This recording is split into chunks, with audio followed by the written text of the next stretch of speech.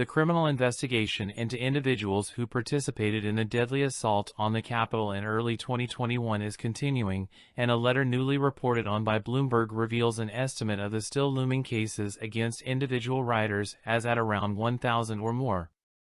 The letter was from late last year, in October, and was sourced from D.C. U.S. Attorney Matthew Graves for Beryl Howell, the outgoing chief judge on the D.C. District Court.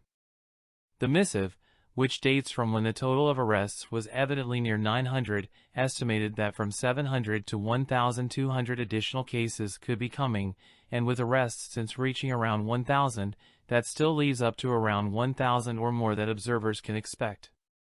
Also, according to Bloomberg, Graves expressed an expectation that the portion of cases involving accusations of felony offenses would go up in the new proceedings.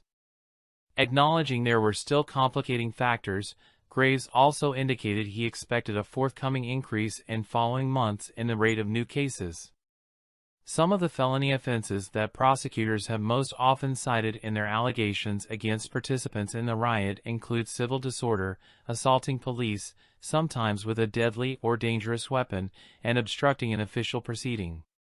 Felonies, of course, would also generally come with longer stints in prison if eventually found guilty, and in a recent filing in the case of writer Jeffrey Sills, prosecutors asked for 9 years of detention, exemplifying that higher range.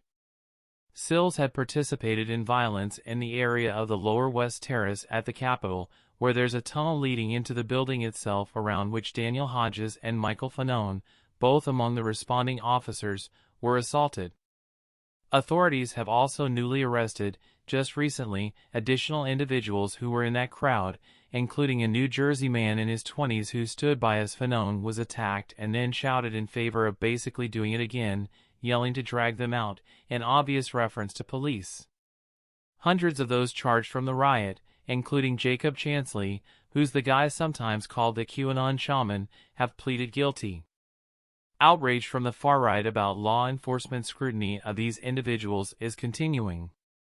Representative Marjorie Taylor Greene, Republican Georgia, recently demanded that Chansley get a new trial, although he originally pleaded guilty rather than going to trial.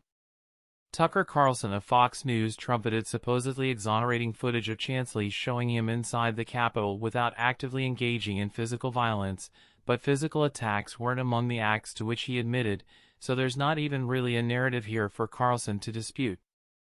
Trump also remains generally in support of the Capitol rioters.